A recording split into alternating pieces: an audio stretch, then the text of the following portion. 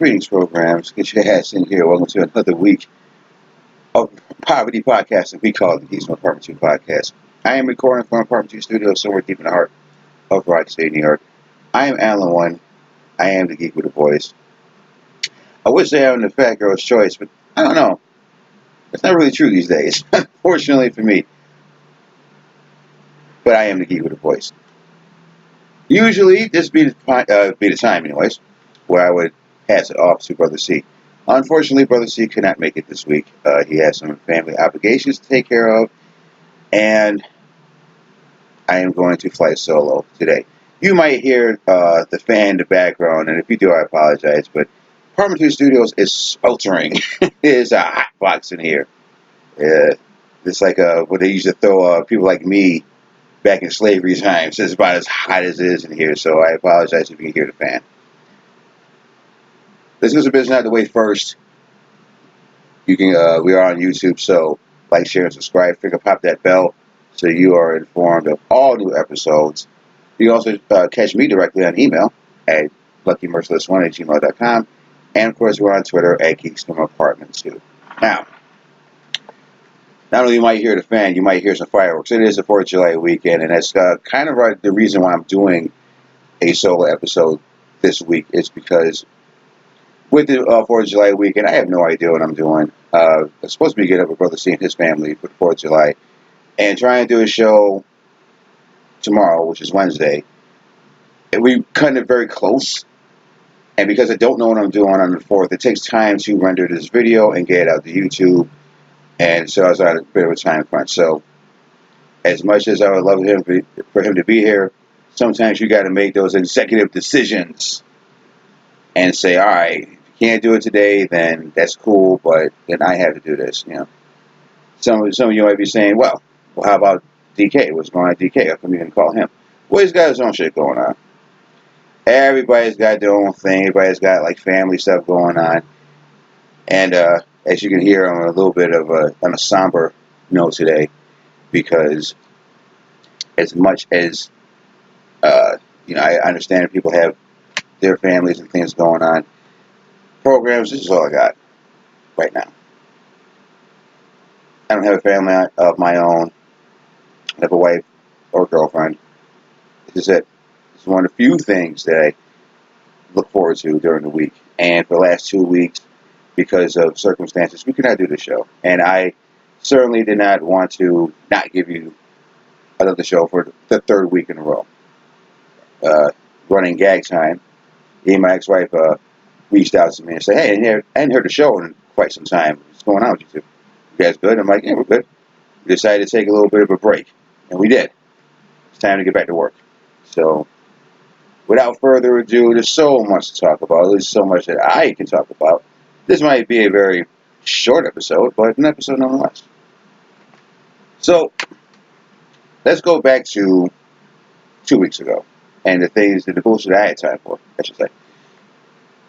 I'm going to start with movies, because I saw a shit ton of them, 2 of which are on my list for movies of the year so far. The rest, not so much. First off, I saw Holmes and Watson. This is the Will Ferrell, John C. Reilly spoof on Sherlock Holmes. The plot is that, of course, Will Ferrell plays the famous John Holmes. Jesus Christ, that's a whole other movie altogether. He plays Sherlock Holmes, and John C. Reilly plays John Watson, Dr. Watson. And the plot is that everyone else thinks in old-time Victorian London, is where this movie is based, that Moriarty is out still doing all these crimes. And Sherlock Holmes is the only one that's like, nah, this ain't the real Moriarty. Moriarty done fucked off to America. He's the only one that believes that. And that's pretty much the plot of this movie. Now, like I said, it's a spoof on Sherlock Holmes. Even though it's set in Victorian England, it's very modern. There's a lot of modern jokes involved in it. There's modern music being played. Here's the thing. This movie was won the Razzie for Worst Picture of last year. It beat out stuff such as 50 Shades Freed. It beat out Happy Time Murders, which, once again, I don't know why people hate that movie as much as they did. Because I thought it was perfectly fine. I guess people just weren't in the mood for foul-mouthed puppets last summer. I guess I was, right? Um, and I can see why some people don't like this movie. Or even some. A lot of people didn't like this motherfucking movie, right? I think part of it is because... Hold on, let me set my chair back. Hold on for a second. There we go. I think part of the reason why people didn't like this movie was because it's very unbalanced. Now, that is not funny, because I chuckled at this movie quite a bit. But there are parts where it seems like Sherlock Holmes is a smart guy, and John C. Reilly is supposed to be, the dumb sidekick. But then sometimes the roles are reversed. Sometimes it's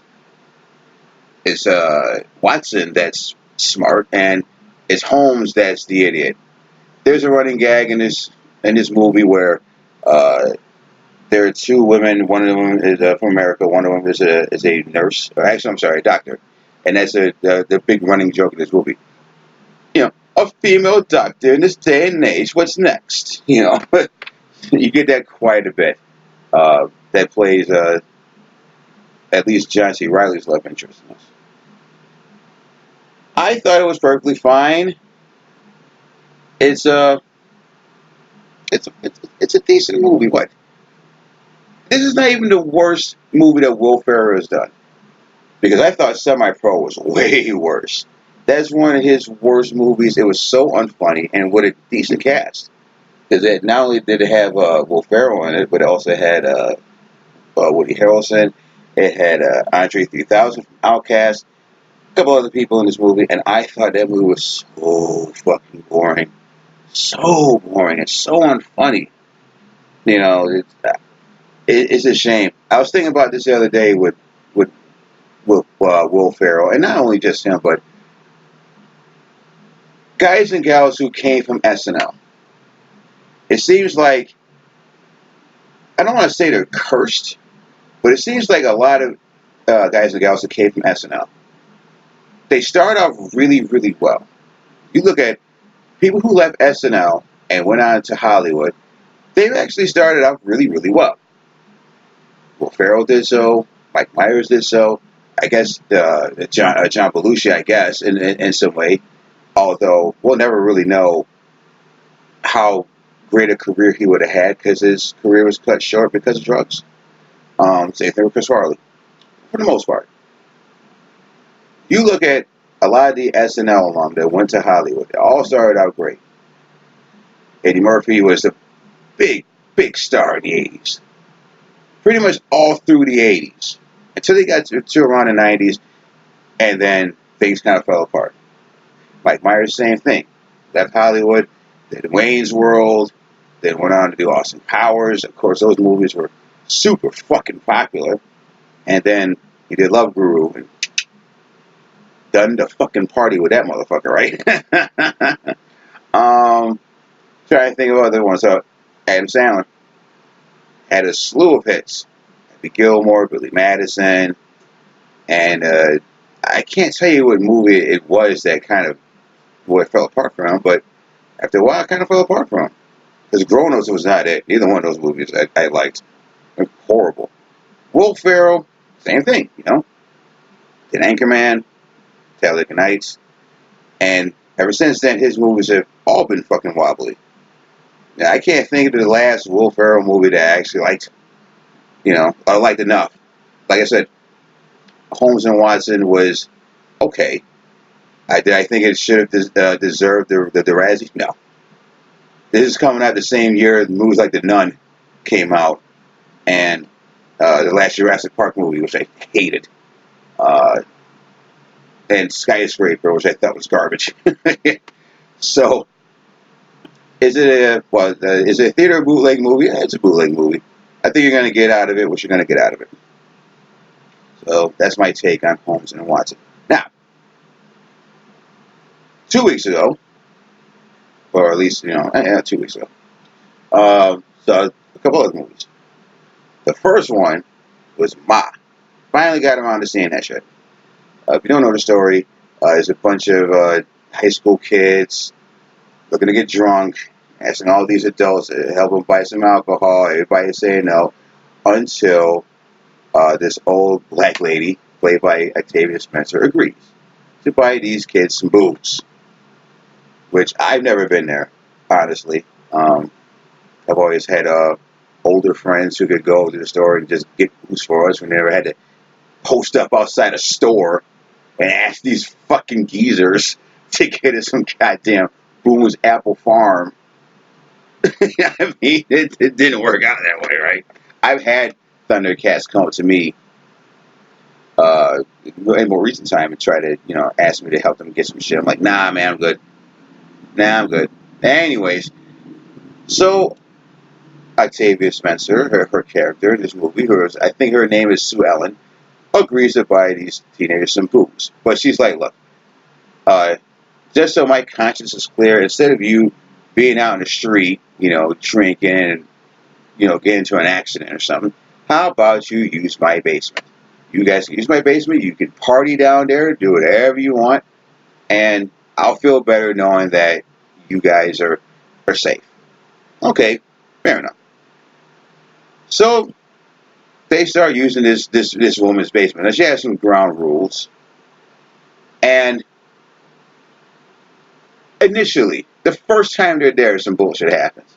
Now you would think, after this first encounter with this woman in this goddamn basement, that these kids would be like, we shouldn't really come down here. As a matter of fact, one of them says it. But they're like, nah, she's providing booze in a safe spot. Fuck this rock quarry shit. We're going to go and get fucking fucked up at this chick's house. So what happens? Sue Ellen starts infiltrating, getting more and more closer to these kids in very creepy ways. And, of course, it's I can't think of another movie that's like this. It's not Fatal Attraction levels of shit, but it's certainly very creepy levels of shit in this movie. I think this is one of my favorite movies of the year, certainly. It's not a horror movie, it's more of a suspense movie. And that's what I like about it. I like that the tension keeps getting ramped up. They keep turning the screws and turning the screws and turning the screws until you get to the third act where a lot of bad things happen to these kids. I'm sure some of you are like, well, where are the parents in all this? And there are parents in this, especially one played by Juliette Lewis, who is always a welcome sight for me because, as some of you know, a lot of you programs don't know, Juliette Lewis, one of my all-time biggest Hollywood crushes. I've liked her ever since Natural Born Killers. And I had a crush on her ever since then. So anytime I see Juliette Lewis, I'm a happy guy. And she's really good in this as well. So is Octavia Spencer, who's I haven't seen a lot of her work, but I did enjoy her in this. It's not overly gory. Like I said, it's not a horror movie. It's a suspense movie, and it works in so many fucking levels. Now, one thing that I did want to say about this movie is that there was a reviewer on YouTube who said that he was upset that they didn't talk about race in this movie because there's reasons why Sue Ellen goes after these kids the way she does. And I don't agree with that. I don't agree with the fact that they should attack a race. I don't think every movie with black people needs to be about fucking race. Just tell me a fucking story sometimes. If this story was told the same way, and let's say Melissa McCarthy, for example, plays Sue Ellen, this movie would have still worked for me. It didn't. It doesn't need the race thing. There are certain movies and certain stories that you have to bring race into. You can't make Black Klansman and not talk about race. It's just not possible. In a movie like this, which is a very, very much a kind of late 80s, early 90s suspense story, it doesn't need it. I didn't think it needed it. I didn't once think that, oh, well, she's going after these kids because she's black and these kids are white. I didn't need that. And I feel like sometimes uh, when race is involved, it's very much shoehorned into a story. Like, it doesn't need it. Just tell me a fucking story. 9 times out of 10, if you tell me a good story, that's all I need. And I thought that this told a good story. So it's definitely a theater movie. I don't know if it's still playing in theaters at this point, but I got a kick out of it. And I like to think if you're like me, you probably get a kick out of it too. Like I said, one of my favorite movies of the year. The other thing I saw that week was Godzilla, King of the Monsters. Finally got around to seeing this movie. After the last time I tried to see this movie, we saw the Man in Black SUV, as you know, and neither one of those, neither that or Ma worked in my fucking Xbox. Luckily, these ones did, and I was finally able to see Godzilla. Couldn't wait to see Godzilla. Now, the plot of this one is that it's 5 years after the last movie, which I had to really sit here and think. It was like, was the last Godzilla movie 5 years ago? Because it felt like it was more like 2 years ago. But if you say it was 5 years ago, I'll believe you because I like to drink, and so that kills brain cells and memories. So it might have been 5 years ago. Who the fuck knows, right? So Godzilla's still out there, and for whatever reason, I don't remember if they knew about any of these other monsters, but these humans have been sitting on these monsters for a while. At least I'll say two of them: uh, Mothra and King Ghidorah, right? And so these humans, one played by, I know I'm gonna fuck her fucking name up, Vera Farmiga, I think her name is. She was in The Conjuring. She was in The Departed, the psychiatrist in The Departed. They built this device that can control these fucking monsters, I guess, right? Just in case Godzilla decides to rear his motherfucking head out the fucking water again, which he does. And that's kind of the problem I have with this movie, first of all, is that the humans in this movie are so cut from the same cloth as Jurassic Park, where you got this one side that says, we need to really understand these monsters. Then you got the other side that says, no, we need to fucking kill these motherfuckers before they destroy the fucking planet. You know what I mean? Even the bad guy in this movie, you know, he's this typical bad guy with his typical fucking army of other bad guys who are trying to kill these motherfuckers. It's like, what are you going to do with your pilly ass fucking guns and tanks? Nothing. Up against a fucking gigantic lizard that can shoot laser beams from his mouth? What the fuck are y'all going to fucking do? Y'all going to get fucking dusted, right? One interesting thing about the human side of it, again, you know, it is what it is, but Zhang Zi is in this movie. Zhang Zi, who was in Crouching Tiger, Hidden Dragon, she was the hero, she was a bad guy in Rush Hour 2, right? This woman has not aged a bit. She still looks the same as she did, but she did Crouching Tiger, Hidden Dragon. And it wasn't like Crouching Tiger, Hidden Dragon was, you know, 5 years ago. That movie came out in 2000. And she still looks the same 19 years later. It is incredible how she looks, right? Oh, and by the way, Millie Bobby Brown plays a daughter. Of course, Millie Bobby Brown, or 11 from Stranger Things. We'll get into that in a little while.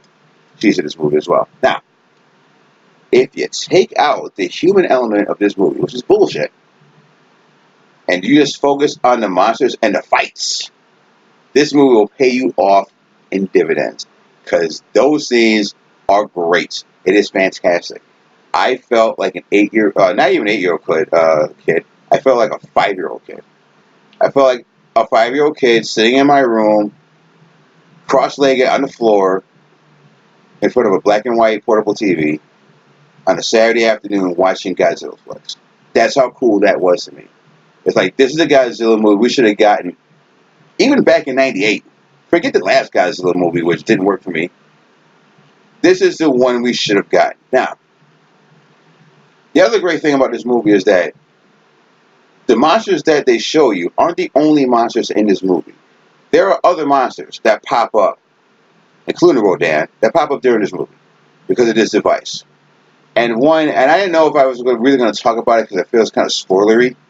But if you've been paying attention where this is going, you already know it's going to happen anyway. So what is going to happen? They talk about King Kong in this movie. They make reference to Skull Island. They kind of sort of show him, but not really. They never really showed King Kong in this movie. I guess they probably just showed clips from Skull Island, which I didn't see, by the way. I think came out a summer or two ago, and I didn't see that one. But they made reference to King Kong. And if that's where they're going with this movie, or the next one, I'm all on board. If we're getting Destroy All Monsters, it's one of my favorite Godzilla movies, besides King Kong versus Mechagodzilla, that goofy ass shit. I'm all on board. Take my fucking money. Either by the theater or the fucking man in the black SUV. I'm definitely signed up for that. Again, one of my favorite movies of the year. Now, unfortunately, Godzilla King of the Monsters did not do well at the box office this summer. I missed a lot of other things, but we'll get into that a little bit later on as well. But I liked it. I feel if you are a Godzilla fan, you will like this movie. You'll appreciate this movie. Everybody else, I guess, either you're into big monsters just tearing up shit, or you're just like, get the fuck out of here. What's next from Marvel? But I liked it quite a bit. So, next on the list, this past week, was a movie. I saw two other movies. Did I see two other movies? The fuck else did I see besides? Well, we'll start with fucking the one I saw, and we had to backtrack for a minute. This is what happens when you start drinking and you don't have uh, people to kind of bounce things off of. But I saw Men in Black International. It's a reboot of the 1997 movie. It was starring Will Smith and Tommy Lee Jones. This time around, it is Chris Hemsworth and Tessa Thompson reteaming for the first time since Thor Ragnarok, which is the best Thor movie, I think. So this time around, this really is Tessa Thompson's story. She plays Molly for Agent M, as she later on becomes. But the idea is that when she was a kid, her and her family had an alien encounter. Here come the Men in Black, and they wipe her parents' memory, but they didn't get her memory. So for the next 20 years, she tries to track down the Men in Black, and she does. Not only does she track them down, she infiltrates their secret operations, and she gets recruited, right? Which is kind of weird because I'm sitting there thinking about it, right? You got to be in like top physical shape, I feel, to fight these motherfucking aliens, right? You're not just gonna get anybody off the motherfucking street. I mean, she's smart, and she's smart enough to find these guys, but it doesn't mean just because you found them, you're smart enough to find them that once a giant alien comes across the way, what the fuck are you gonna do the first time it happens, right? And your guns don't work, right? You better be able to try to dodge these motherfuckers. But they never really talk about that. And it's like, okay, so you found us, you think you're ready for this, well, we're going to make you a probationary agent, and here's your first assignment. You're going to go to London. There's some shit going on over there. We need you to help investigate it and see what's going on, right? And that's where she meets Chris Hemsworth, who is very much I wouldn't say sexist or misogynistic, but he's, no, well, maybe not. Who knows? But he's very, he's boozy. He doesn't really care about the job anymore. He's kind of been there, done that kind of agent. You know what I mean? And they team up and they go after these aliens. To be perfectly honest with you guys, I was never a big fan of Men in Black. I thought the first one was fine, but part 2 and 3, I can't tell you what the fuck happened in those movies. Honestly, I don't remember them. And I know I saw part 2 in the theater, and I saw part 3 on the pirate side of shit. But I can't tell you what the fuck happened in either one of those movies. And I feel like Men in Black International is going to be that way for a lot of people, where because it was so over the place, at the end of it, I was like, what the fuck was that? I don't even remember what happened, you know? And Tessa Thompson and Chris Hemsworth, they're fine in it, but the story around them was just ridiculous. This didn't go anywhere. You know what Men in Black International is like for me? It's like when you eat a Twinkie, right? I mean, it's nice, and you enjoy it when you're eating it, but when you're done, what you really get? Nothing. Whole bunch of empty calories, and I feel that's what you're gonna get with Men in Black International. Now you can say that about a lot of movies, but in this particular case, I was just like, man, if this is how they're gonna reboot the franchise and try to squeeze a little bit more money out of this franchise, this ain't it. This is not it, folks. I didn't care for it. It's a theater bootleg movie. Bootleg movie all the fucking way. You're gonna get out of it what you're gonna get out of it. You're gonna, 2 hours. 2 hours of your life, you could have done something else. But hey, you was at home. It was on TV. It was on a streaming service, and that's how you spent your time. You know what I mean? It's just there. It was just there. So, as I was sitting here talking about Men in Black International, there's the other movie I saw this past week. I saw the remake of Child's Play. Now, when the first one came out in 1988, I was 12 years old. Showing my age here. And not that there was too many horror flicks that bothered me at that point. There was a few. But by the time I was 12, I just liked horror movies at that point. Like, you couldn't really freak me out. And even when I was 12, the premise of Child's Play I thought was goofy. Like, this little fucking killer, this little dolls out here killing motherfuckers and shit. Get the fuck out of here. I think because at the time, for me, a few years before, Teddy Ruxpin came out. And so I'm sure somebody's like, well, what if Teddy Ruxpin was evil? It's like, okay, if this doll is evil and say you're 3 times the size of it, you just kick it out the fucking way. Right? The only way this thing could kill you is if it caught you sleeping, or it was just hiding somewhere high and jumped on top of your shoulders and killed you that way. Like, if you saw fucking Teddy Ruxpin, an evil Teddy Ruxpin, standing in front of you, you're gonna sit there and laugh at this motherfucker. You're like, get the fuck out of here, Teddy Ruxpin. I got other shit to do, alright? I gotta work. The fuck are you doing? So even like at 1988, I thought this shit was silly. And as years went on, and I think we talked about this when the trailer came out, but as time went on, I think a lot of filmmakers understood this. So what did they do? They went the comedy route with it, which made sense. It's like, well, nobody's ever really going to take this shit seriously, so you might as well have fun with it. And that's how you got things like Bride of Chucky, for example, which is a fun movie. Goofy as fuck, but a fun movie nonetheless. So now we get to the 2019 version of Child's Play.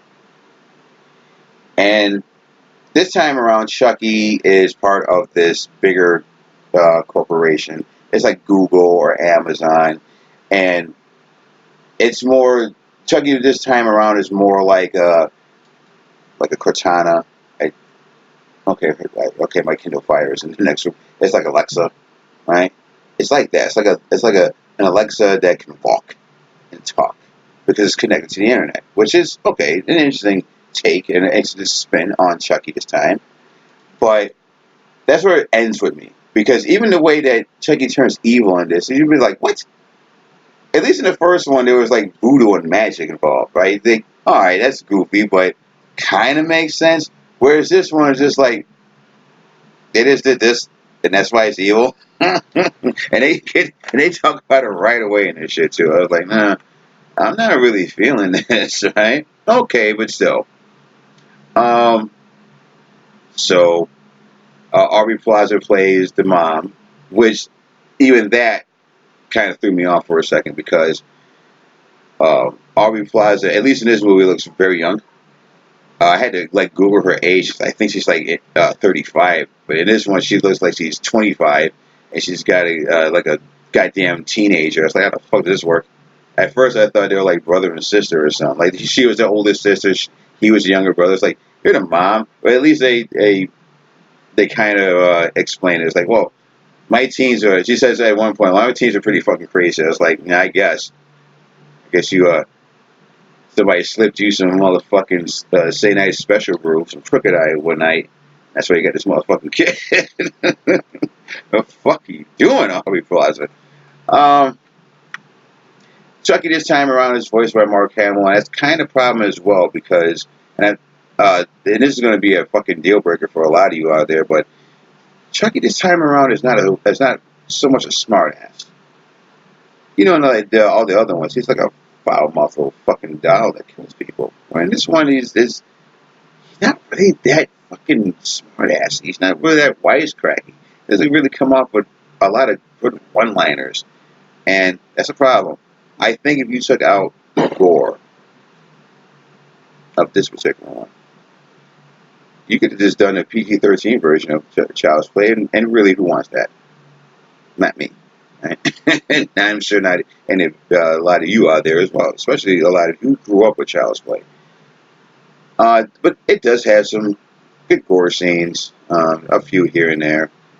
I do agree with some people that say that they should have went if he was this time around connected to the internet. Well, how come you didn't do more with that? And they kind of sort of tease it here and there, but not really. I think they could have went a little bit more farther with that side of the fucking story. But hey, listen, have some goddamn chuckles out this shit, right? I got a chuckle here and there. It's about as goofy as the rest of them, so your enjoyment lies completely on the fact that if you thought the other ones were just goofy fun, then you probably think this one is as well. So because of that, I'm still going to say it's a bootleg movie. I don't think you need to go out to the theater to see it, but eventually when it hits the streaming service or on TV, or however you see shit that way, again, it's like 90 minutes, who cares? So that is that. As far as flicks, I have Shaft. Not literally. I mean, I have one, but I mean the Samuel L. Jackson uh, sequel, but I haven't seen it yet. So I like to think that hopefully next week I would have saw that and give you a review. And of course, there's some other things that are going on. Keeping up with movies for a minute. Saw some trailers. Let's do a little bit of trailer carousel. We're still figuring out the name when we talk about trailers.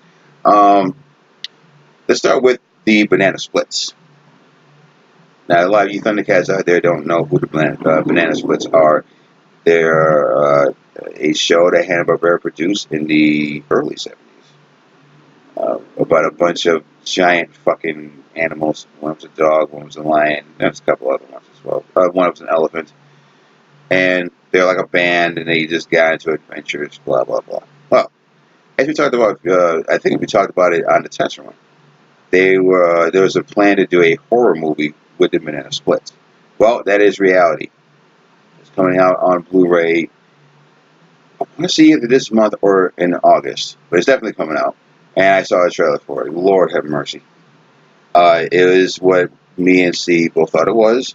It's Five Nights at Freddy's. If you're familiar with that game, it's Five Nights at Freddy's with fucking the Banana Splits. This family gets invited to a taping of Banana Splits. They go crazy. Banana Splits go crazy and start killing everyone. Which I guess is an interesting way to bring back a cartoon from or a kid show from the 70s, I guess. But that's like if Scooby-Doo went fucking nuts and killed the rest of the fucking gang. Oh, who are you, Raggy? Oh, you, Velma? Why don't I get the fuck? Oh, man. Uh, it, will I see it? Sure. If I see it somewhere, of course I'll buy it and I'll have a review of that shit. I just thought it looked goofy as fuck.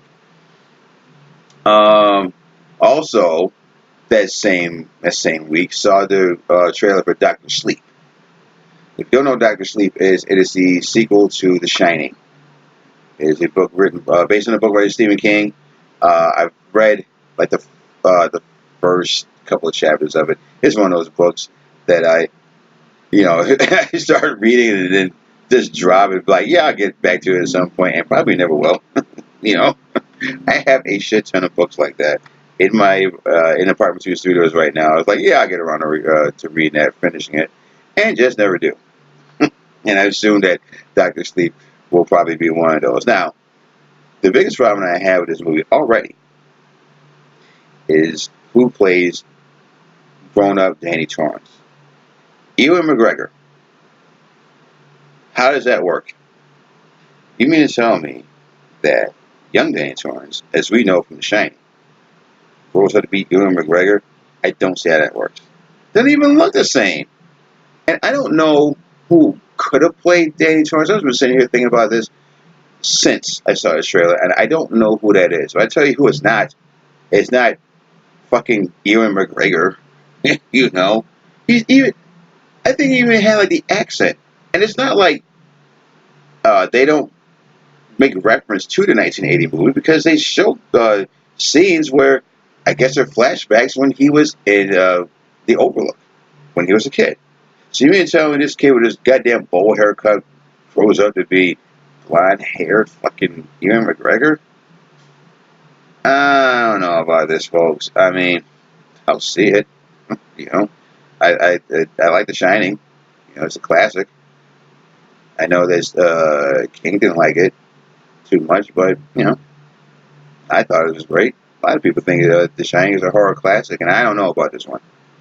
I know the plot is that he's trying to save a little girl who also has The Shining as well. But all I can ascertain that he goes back to the Overlook at some point. Um, other than that, it's like, all right, Ewan McGregor, you're supposed to be Danny Torrance, though. All right. So, some other trailers that I've seen over the last few weeks.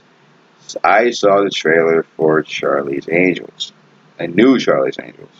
Now, as I've talked about before, I am a fan. I adore the 2000 version of Charlie's Angels with Drew Barrymore and Cameron Diaz and Lucy Liu.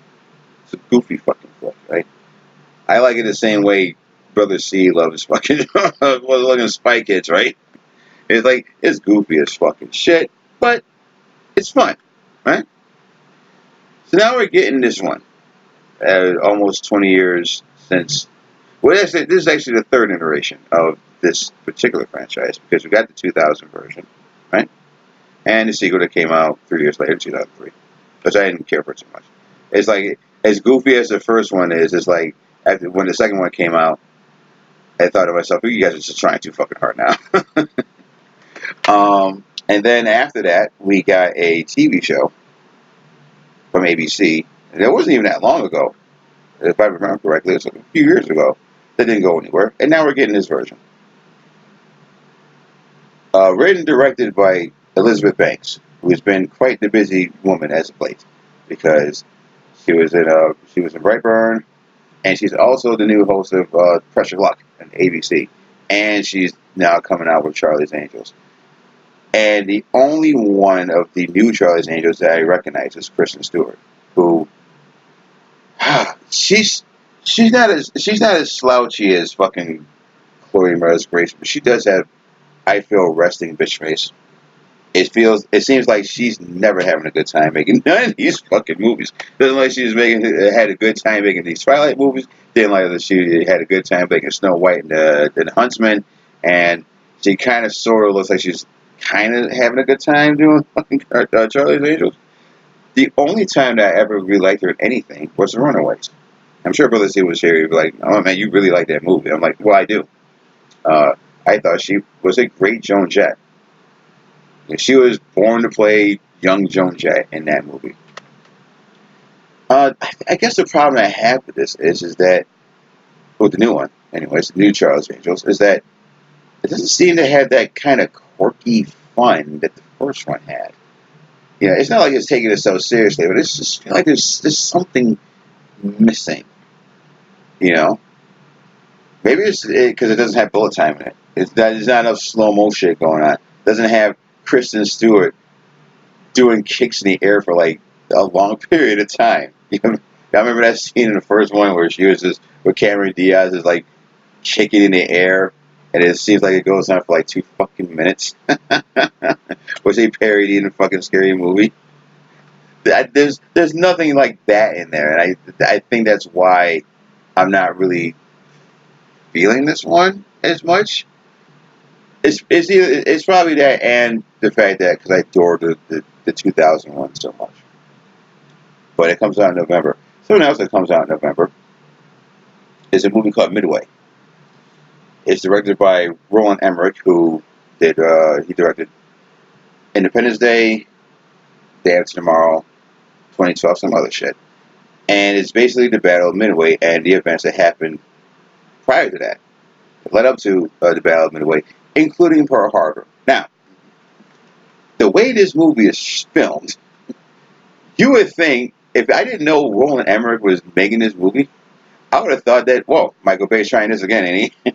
Well, hopefully he learned from the last time he tried to do this shit. Do not put a fucking love triangle in the middle of this fucking movie.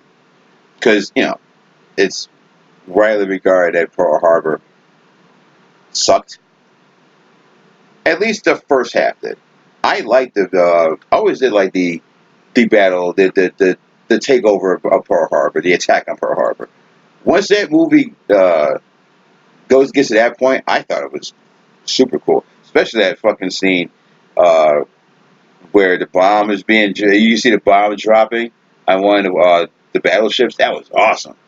And it feels like that's what we're getting here, is more of that. Now, that's not to say there's no love interest or in this, but I'm like, oh god, learn from Michael Bay's mistake, Roland Emmerich, and not do this again. If you see the trailer, I think I will tweet it out there at Geeks From Apt. If you watch this trailer, you would think that nothing's changed in 20 years. Like if you, none of you is in a coma, but let's say you cryogenically froze yourself in the fall of 2001. Let's say in August 2001, and you were unthawed today, and you asked, what happened in almost 20 years of being away? Some things will surprise you, right? Like, yeah, we had a black president, and now we have Donald Trump as president. You'd be like, what? Donald Trump? You mean a billionaire? What? What? Yeah, right? Some things would shock you. But you'd be like, all right, well, so what's going on in Hollywood these days? Well, we got a new Charlie's Angels movie coming out. Like, what happened with the last one? They're still doing Charlie's Angels movies? Like, y'all be done with that shit by now. Well, we got another movie of Pearl Harbor. What? Did y'all just do that shit? What do you mean Undertaker's still wrestling? What do you mean Goldberg's still out here? What the fuck has been going on? Like, y'all ain't done shit in 20 years?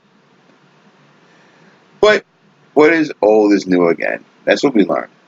That's what we learned in the last few weeks, I guess, or the last few years. Is that whatever is old is new again. We're going to get all kinds of old shit. Old shit's coming back, man. Motherfucking Feelers came back. Feelers sneakers came back. And even I got a fucking pair of fucking Feelers. So what's that telling you? You know what I mean? Shit, fucking Aladdin is back in theaters. So is fucking Lion King. That's coming back to theaters. You know what fucking do, right? If it works the first time, hey. If people buy it a second time, they liked it enough. That's what we learned. Not for that. Shit. Excuse me. Because coughing is really what you want to do on a fucking podcast. So, if you made it this far, I appreciate you bearing with me. Sometimes these solo episodes are very, very difficult to fucking do when there's name or not anyone else around, but it is what it is. So, let's see what see how we doing. Oh shit. We've been talking for fucking 45 fucking minutes. Holy fuck, y'all. I'm doing alright. So, some other things that's been going on since last time I talked to you guys. A bit of sad news in the world of comic books.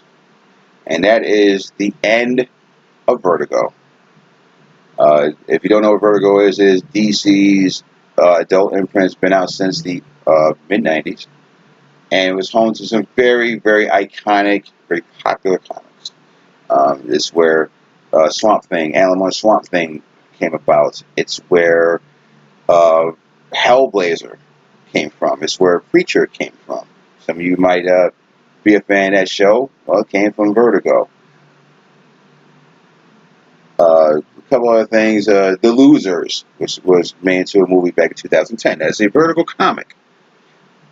And to be perfectly honest with you guys, there were times where I wasn't reading comics. It wasn't like I was reading comics since I was a kid. No, I kind of fell out with comics for a while there.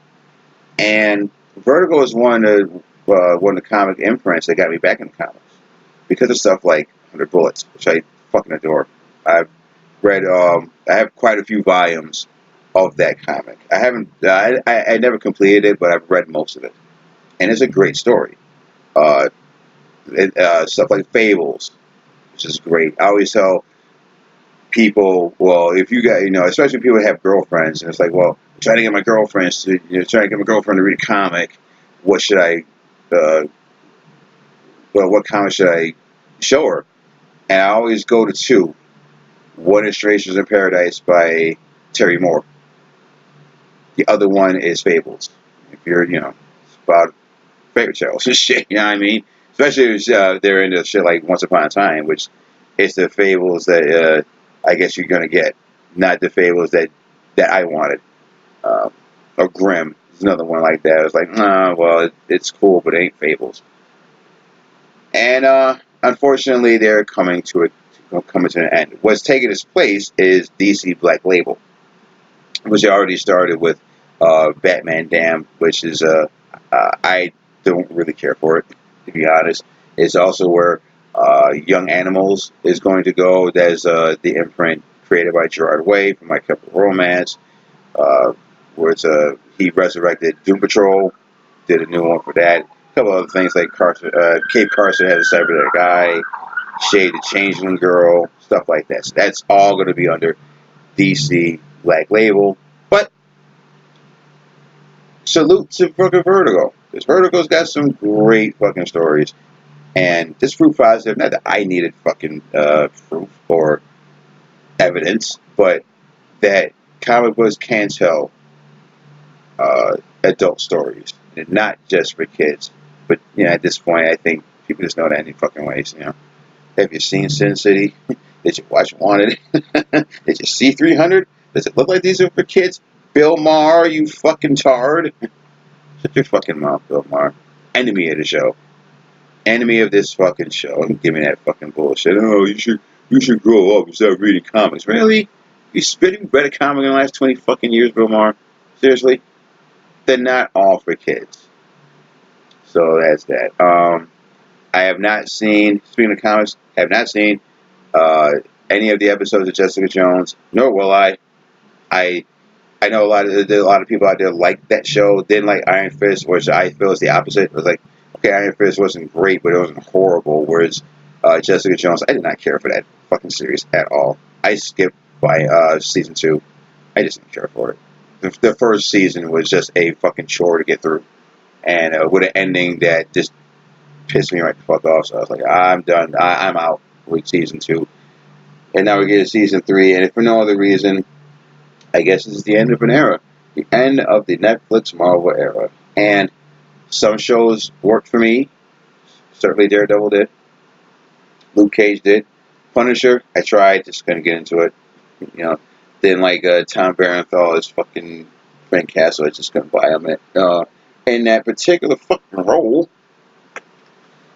So, but it's a shame they're not going to do that. I hope that Disney at some point kind of goes back to that type of Marvel storytelling where you can tell adult Marvel stories. There's an audience for that, and I think it would behoove their streaming service immensely if they took that chance and did more adult Marvel stories, not just do family friendly. Hey, everybody, let's get everybody in here. There's an audience for that, and that was highly evident with these Netflix shows.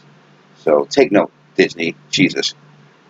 Some other stuff that as we get off of fucking movies and all that shit, and we'll shift over to the world of wrestling.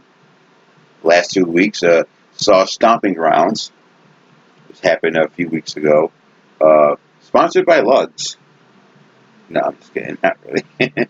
Although, if this fucking not this podcast, but this fucking pay-per-view was, uh, if this pay-per-view took place in fucking 2001, 2002, it would be sponsored by Lugz.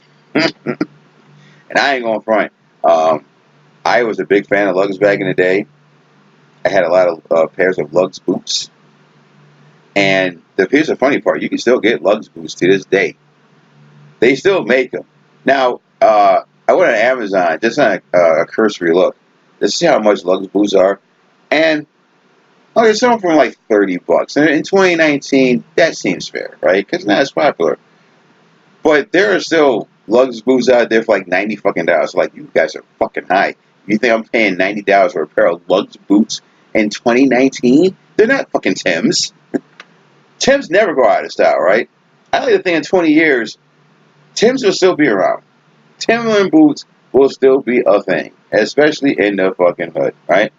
But Lugz, get the fuck out of here. That's about as relevant as fucking FUBU is right now. Alright, maybe that'll make a comeback, right?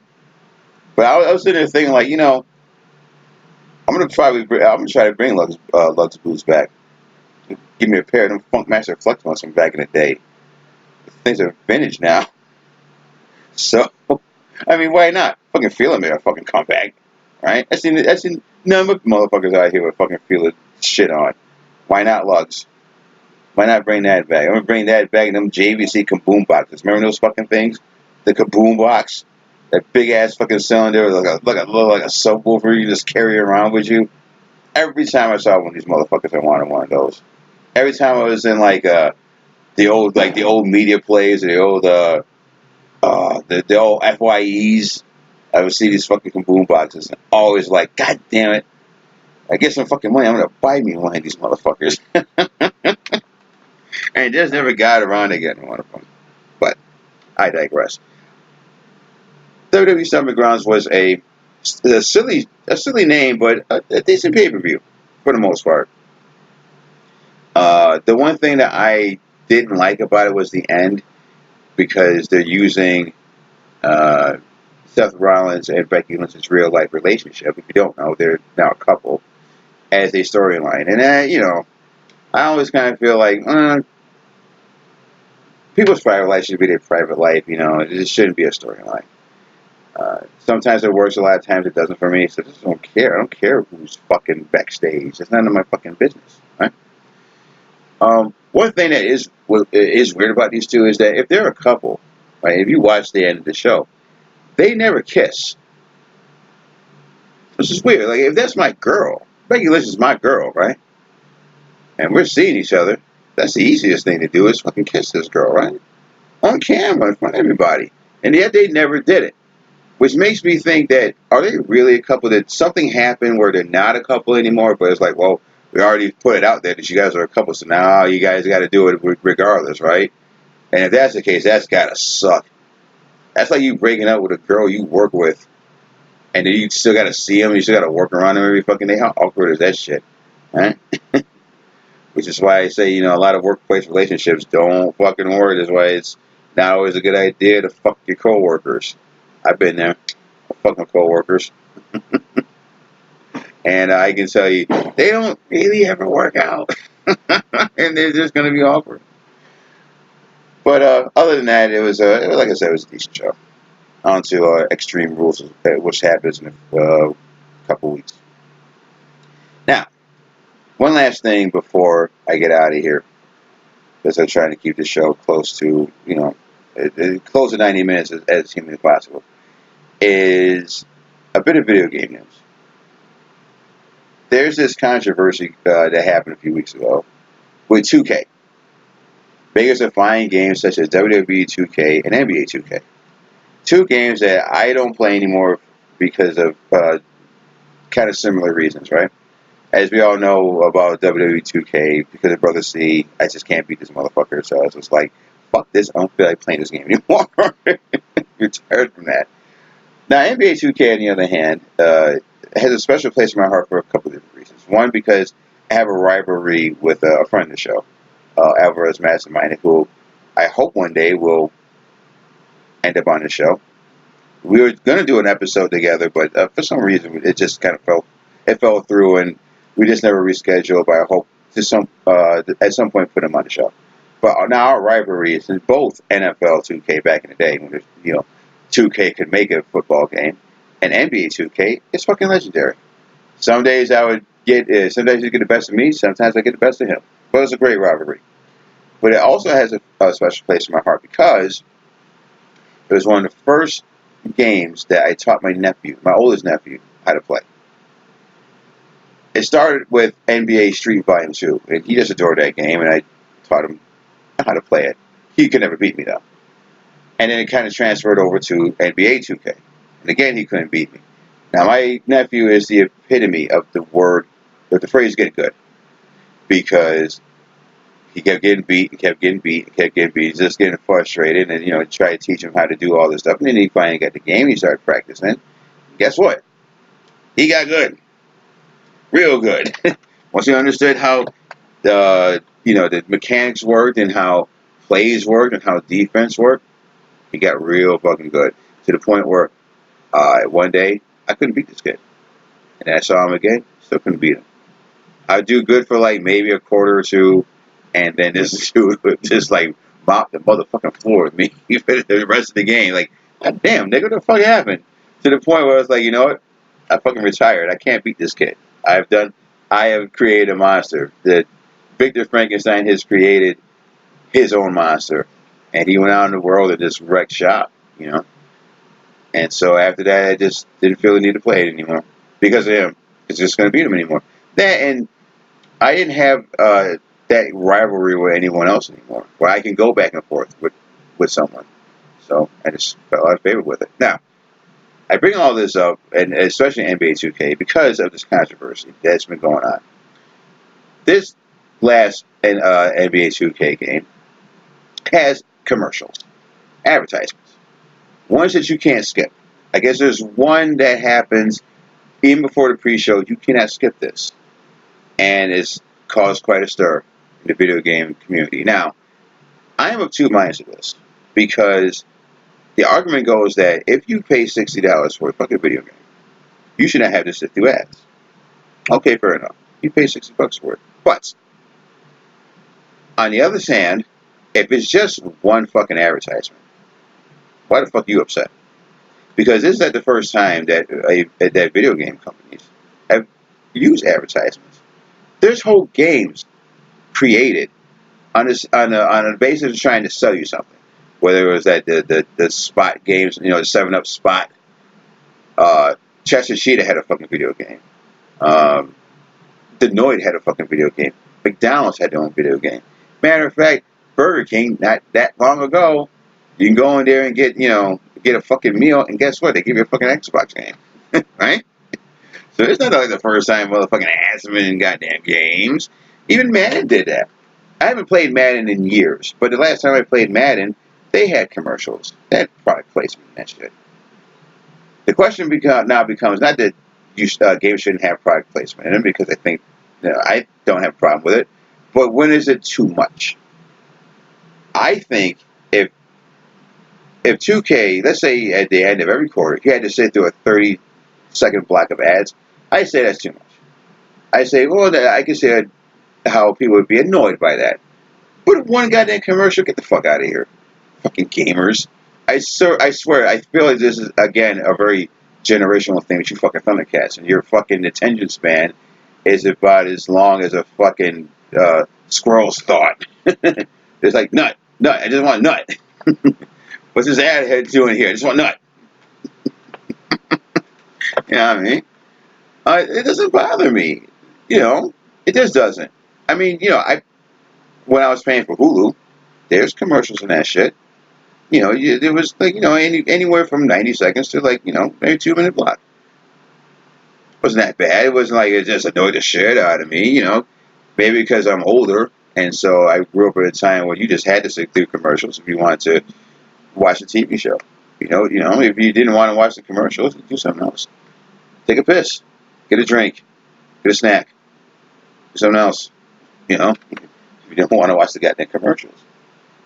And the other thing is that I've noticed over the last few years that the number of AAA titles that are being produced by these video game companies are growing smaller and smaller. It seems like there's more and more indie games that are coming out these days than, say, these AAA titles. You know why? Because these AAA titles take a lot of fucking money to make. We're talking millions of dollars here. That's why you don't get, a lot of new IPs. You get the standards. You get the Call of Duties and the Maddens and the Battlefields and shit like that, because they know that those are going to sell. They're not going to waste their time with, a lot of games that they don't feel are going to sell. And because of that, these video game developers are going to squeeze as much money as they can. Now, y'all don't like fucking microtransactions, and in a lot of ways I can understand that. So if you don't like them, what else is left? Sell ads. They're trying to get their motherfucking money back. I apologize, you can hear the fireworks. It sounds like fucking the purge is going outside my window right now. But hey, 4th of July weekend. But getting back to my point, and that's the thing with the 2K. They're in the business. They're a business. We forget that a lot of times. We forget, especially, when it comes to entertainment. These are businesses, and if you run a business, you're trying to make money. I don't care if you're trying to put on a wrestling show, you're trying to make a video game, you're putting a movie together, you're putting a TV show together. The only things that don't really do it is books, right? I don't really put advertising in the middle of fucking, chapters and shit, but, but the only things they don't do. I mean, even when I go on to turn on my Amazon Kindle, right? When I turn it on, there's an advertisement. But it doesn't bother me. I just swipe it and it's gone, right? Now, if I want to, I can spend $15 fucking dollars to get rid of the ads, but I don't see the point. It's like it's not enough to annoy me. And the same thing with 2K, where I guess you can turn off 2K TV, which is these advertisements are connected to. Just turn it off if you don't fucking like it, But other than that, what are you complaining for? It's what, a 20-second ad maybe? Now, I will say this about the ad, because the ad in question was for a FX show called Snowblind, which is about drug dealers. Now, I will admit, and I will agree, that if you are selling a game that is rated E for everyone, that means kids can play this game, maybe you shouldn't advertise a show that is rated TVMA. That just seems silly, right? Sell something else. Advertise something else. Hell, advertise your own games. Advertise the next game that's coming out. Oh, you like NBA 2K? Well, hey, here comes WWE 2K in October. Advertise that shit. Do something else. But that's my only complaint. Other than that, I'm just like, who gives a shit? Just sit through the fucking ad, you little fucking ADD kids. God damn, you guys are worse than crack babies. Shit, even crack babies got a longer attention span than y'all niggas do. God damn. It's like, your mind's like going off like pinball machines. It's like ding ding ding ding ding ding ding ding ding ding. I can't sit through ads. Too much shit going on. Too much simulation. No. Calm down. Just slow the fuck down, folks.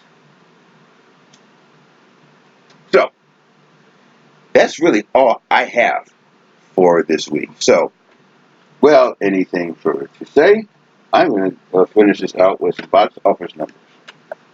These are the top 10 highest grossing movies of the week, or the past week, I should say. And, of course, it is coming to us from JoeBlow.com. So, let me pull this up. I thought I had this already.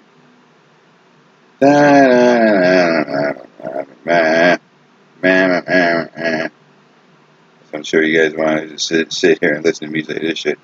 For a second. Thought I had this shit already fucking brought up. Here we go.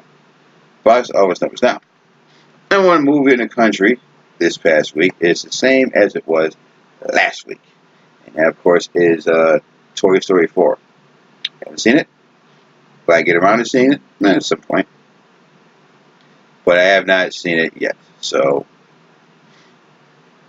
in any event, it made $57 million, $57.9 million exactly.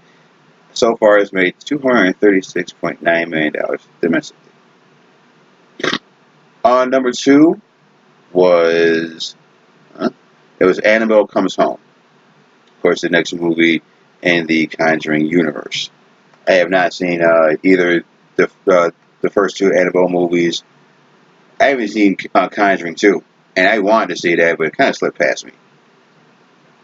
And I have seen like the other ones, like The Curse of La Llorona, which I just thought was, and The Nun, which I thought stunk. But in any event, this movie made 20 point. Oh, don't freeze up on me, you piece of shit. There we go. This movie made $20.3 million dollars. It made $31.2 million dollars altogether. Number 3 was the movie Yesterday. We talked about this a few weeks ago. It made $17 million dollars altogether. It opened with $17 million dollars, I should say. Number 4 was Aladdin. Made $9.3 million dollars, $305.8 million dollars altogether so far. Number 5 was The Secret Life of Pets Part 2. It made $7 million dollars, $131.2 million dollars altogether. Number 6 was Men in Black International, which I talked about earlier. $6.5 million, $65 million altogether. Especially for a movie like Men in Black, that should be looked at as not good for this franchise. Number 7, Avengers Endgame. Are you kidding me? Well, I shouldn't say that because I heard they re-released it now with more footage, including a post-credit scene. But from what I've heard, you're not missing anything. So just wait till it all comes out on Blu-ray at some point. But that movie made an additional $5.5 million to add to its $841.3 million domestic total. Very, very impressive. Number 8 was Child's Play. It's $4.2 million, $23.4 million. Number 9 was Rocket Man, of course, the Elton John biopic. It made $3.8 million. It made $84.1 million, and rounding out the top 10 was John Wick Chapter 3, Parabellum, with $3.1 million. It's made $161.3 million all together. And that is your top 10. Now, coming up this weekend, actually today, the drop today, is Spider-Man Far From Home, which it already opened overseas and it's already made over $100 million just overseas. So that's not even including what it's going to make this 4th of July weekend. Very smart that it's opening up on a Tuesday. Because I just assume by the time we get to this time next week, it have probably made over $100 million. I can't see it not making that. And, I mean, Disney is just fucking killing it right now. I mean, if it doesn't have the Disney name on your movie, it probably ain't gonna do that much money, man. Unless you were fucking John Wick or you're fucking Secret Life of Pets. It seems this summer. Everything else has just been like, you ain't really making that kind of money, man. And the sad part about it is, it's not over for not just the summer for Disney, but for the year of Disney. Because look what we have coming up. We have Lion King. You know, we've got Frozen 2. We got Maleficent 2. Whatever else is coming from Disney. So, and of course, not only that, we got the streaming service coming in the fall. So, I don't know how you fucking deal if you're another studio out of here with this onslaught of Disney. Disney is like the Brock Lesnar of movies right now, of entertainment right now. It is destroying everything in its path. Disney has put on a juggernaut's helmet and just barreling through everything. And it'd be great if I was working for Disney. I need that Disney. I need those Disney dollars right now. Oh, well, but that's coming, and what else is coming? Oh, and a movie that C is actually looking forward to, Midsummer. I was going to have a topic for today if he was here, but it's good that he's not here, so I can save it for next week. So we'll do that. Until then, like I said, it is a 4th of July weekend, so I hope you guys who are listening have a very safe and fun 4th of July. If you're not use of fireworks, you don't know how to handle them, don't fucking do them, man. I'm not. I'm not trying to get my hand blown off, okay? I'm good with that. And hopefully I will see you here next week with Brother C. But until then, I've been Alan One. This has been Geeks from Apartment 2. And as always, I will keep the door open for you. Laters!